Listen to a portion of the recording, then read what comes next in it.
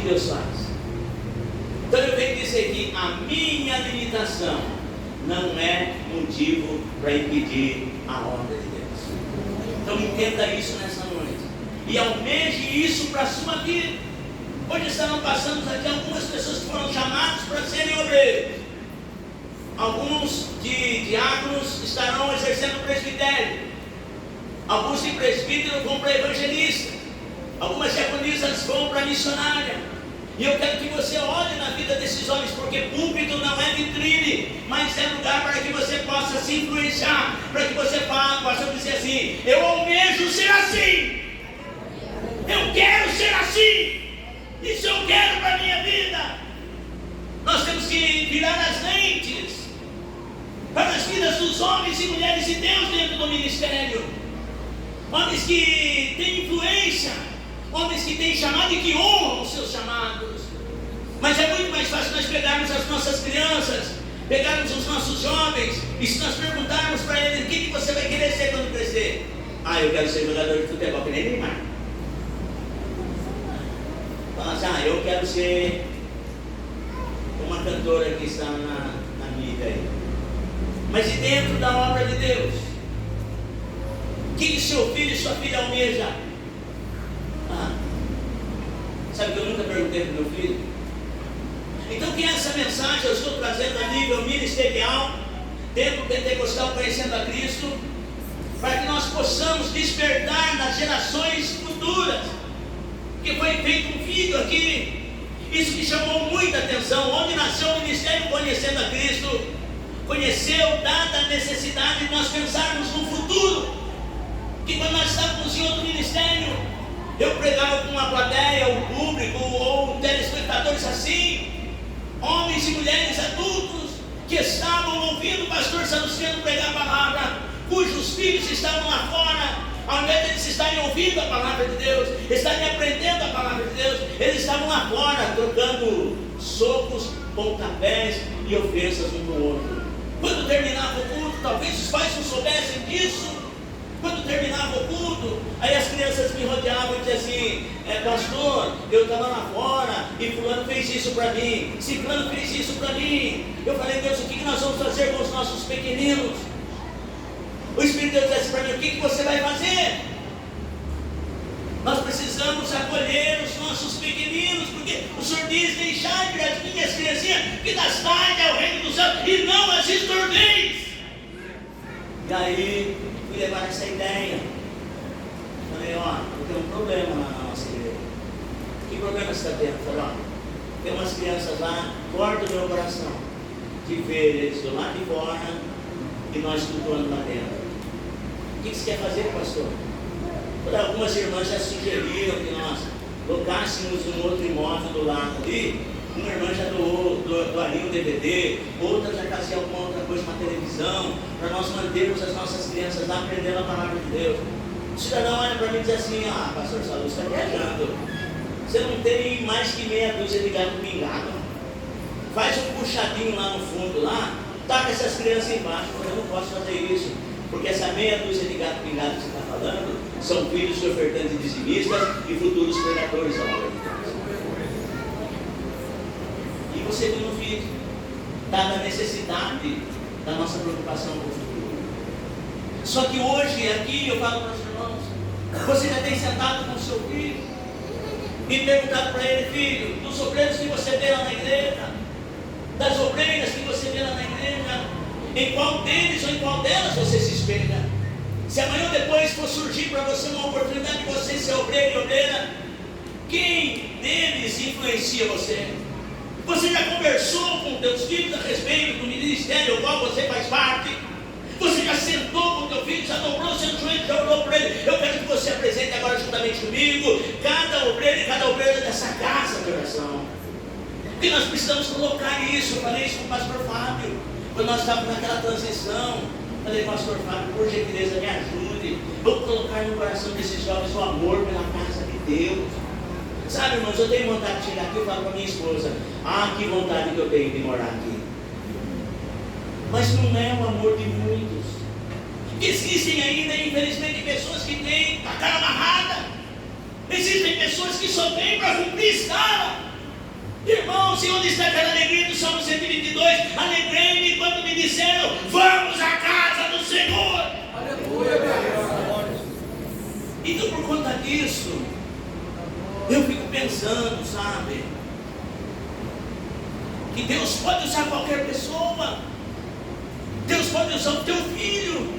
Usou uma criança quando os marmanjões, eles estavam dizendo assim: ó, eu sou maior no colégio apostólico de Jesus, porque eu estive lá na casa de Jairo, quando Jesus toma aquela menina de 12 anos, depois que pôs todo mundo para fora, ele diz para ela: Talita cumi, que traduzido é: menina, te digo, levanta-te, eu estive lá.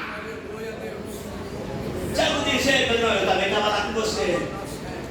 João disse assim: ó, nós três, se alguém for o maior aqui, somos nós. É Pedro. E aquele dia que nós estávamos na transfiguração, você lembra que nós vimos Moisés e Elias lá? Aí Jesus poderia falar: realmente, esses três aqui são os maiores, porque eu chamei eles para vivenciar a maior parte dos milagres comigo. Mas Jesus não tomou nenhum nem outro. Jesus pega uma criança. Eu fico olhando para a cara dos pais dessa criança, que Jesus toma nos braços e traz um sermão de humildade. Graças a Deus que aquele pai e aquela mãe estavam onde Jesus estava. Porque existem muitos que Deus quer usar os seus filhos, mas você não tem tempo de vir para a igreja. E se você não tiver tempo para trazer o seu filho para a igreja, fique tranquilo. O mundo tem todo o tempo para trabalhar com ele. Aí quando chegar um momento, o tempo dele se decidir por servir a Deus ou não, ele vai missionar coisas do mundo e jamais vai missionar as coisas de Deus. E quando eu vi o irmão pregando a palavra de Deus pela primeira vez, sem olhar a Bíblia, citando versículos e pregando numa unção, eu falei: Deus, mas como que pode isso? Isso eu quero para a minha vida. Pai, mãe, você tem essa ambição de ser um obreiro, uma obreira na casa do Senhor? Talvez você diga assim: eu não posso porque Deus não vai usar qualquer pessoa. Não, Deus pode usar qualquer pessoa. E uma outra coisa que eu quero dizer dentro desse texto, que Deus pode até usar qualquer pessoa, mas Ele não usa de qualquer jeito. Repita assim comigo: Deus pode até usar qualquer pessoa, mas Ele não usa de qualquer jeito. E aqui já começa o processo seletivo de Deus.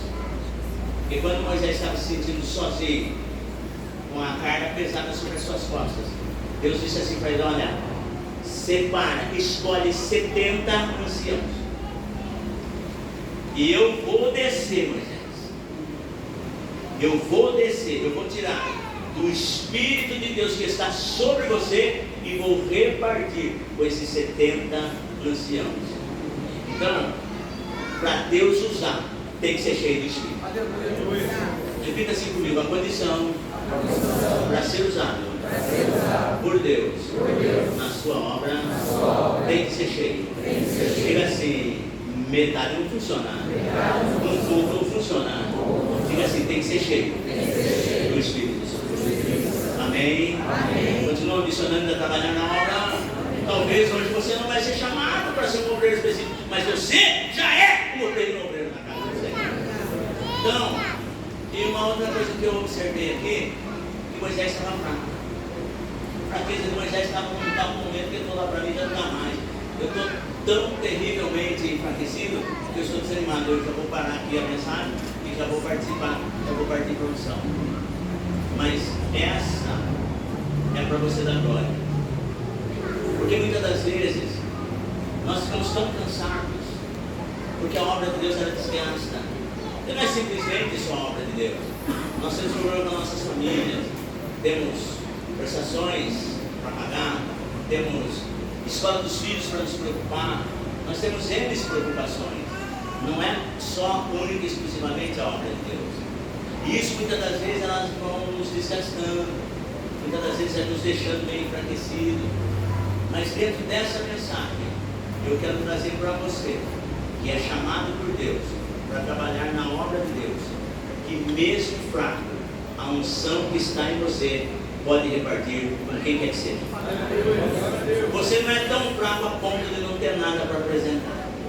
Porque se você vê, eu encerro aqui porque você vê assim, Elias foi falar com Deus no Monte Horebe, ele estava desanimado, ele estava já passando um momento difícil, achando que estava tudo terminado para ele. Quando ele chega lá no monte, ele diz assim: Deus, eu não aguento mais, para mim chega, para mim acabou. E Deus fala: não acabou não, eu estou colocando uma vírgula onde você achou que era ponto final e mando você de volta, e você ainda vai fazer algumas funções. Elias estava fraco, mas Deus mandou ele ungir alguns profetas ainda no seu ministério.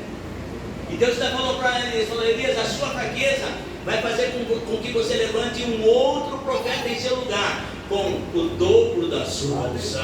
Então você pode estar fraco quanto for, mas a unção do Espírito de Deus que está sobre você ainda dá para repartir com quem estiver do seu lado. Se você quer levantar,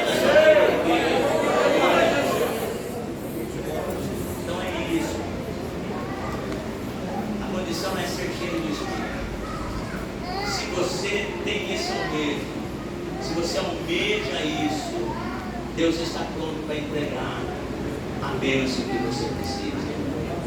Então o Ministério Pentecostal Conhecendo a Cristo, o Templo Pentecostal Conhecendo a Cristo, tem essa responsabilidade de levantar pessoas cujo propósito é fazer com que o nome do Senhor Jesus Cristo seja conhecido nos quatro cantos da terra. Essa é a proposta. Esse é o propósito pelo qual o Ministério Conhecendo a Cristo está na face da terra. Tornar conhecido o nome do Senhor Jesus. Agora, para finalizar, realmente, a sua chamada, ela vai dar prosseguimento até onde você der a liberdade para Deus agir. Mas, porque só existe alguém que pode parar a sua chamada, e esse alguém é você mesmo. E quando você vê que esses homens, depois que Deus tirou do espírito de Moisés e repartiu com 70 anciãos ou anciões, a característica de que eles foram cheios do Espírito é que todos profetizavam. Alguma coisa estava acontecendo. Deus desceu, teologicamente falando, uma teofania, uma manifestação visível da presença de Deus. Deus desceu, como Deus agiu, como ele se manifestou, a Bíblia não descreve. Mas ele desceu e foi tirando do espírito de Moisés, foi repartido com outro, 68. Mas eram 70 inscritos. Eldad e Medad estavam do lado de fora. Eles estavam entre os inscritos, mas não estavam lá no meio do arraial. Assim mesmo não são pegou ele, porque o que Deus chama, Deus se responsabiliza. E agora, só que eles profetizavam. O que eu quero dizer é assim, coisas que nós temos vivenciado aqui nesse ao longo de 27 anos de fé. Eu tenho visto, quando eu fui levantado a diácono, muitas pessoas foram levantadas diáconos junto comigo, e muitos pararam, abandonaram a caminhada, outros nem crentes estão mais. E agora no meu ministério já tive o prazer de levantar vários obreiros, perdi a conta de quantos obreiros, operadores, diáconos, diaconisas, eu perdi a conta de quantos eu levantei. Mas aí muitas das vezes me perguntam, mas o que faz com que a pessoa pare? O texto aqui, em Números capítulo 11, ele mostra para mim e para você que a nossa continuidade, ou a nossa parada, o nosso fim ministerial, é nós que limitamos, é nós que paramos. Deus derrama a unção, Ele quer que a gente prossiga, mas ninguém pode parar a minha e a sua chamada, a não ser eu e você mesmo. Porque esses homens, o texto vai dizer que eles profetizaram naquele dia e depois nunca mais. Pararam de ter experiências com Deus. Porque existem pessoas que infelizmente eles querem alcançar algum grau ali na obra. Tem pessoas que mas eu cheguei a ser um cooperador, eu cheguei a ser um diácono, e depois para, irmão. Para de frequentar estudo bíblico, para de ler a Bíblia, para de orar, para de buscar e começa a se tornar uma pessoa crítica. Quando ela menos se espera, aquilo que ela começou, ela parou. Então, aquilo que Deus está entregando na sua vida hoje, ou obreiros que já foram chamados lá atrás, é tempo de renovar a unção de Deus sobre a sua vida. O Espírito Santo está aqui. Se você profetizou aquele dia, não profetizou mais, hoje é tempo de você profetizar, porque a unção ainda está sobre você. Então não pare a obra de Deus na sua vida. Se você começou a profetizar, essa foi uma das suas primeiras experiências. Comece a buscar mais experiências com Deus, porque quanto mais nós buscamos, mais Deus tem para nos entregar. Amém, igreja? Amém, povo de Deus? Amém. Então agora eu quero que a igreja se coloque de pé em nome do Senhor Jesus. Eu quero que você levante comigo esse clamor em nome de Jesus. Eu quero ouvir a igreja orando.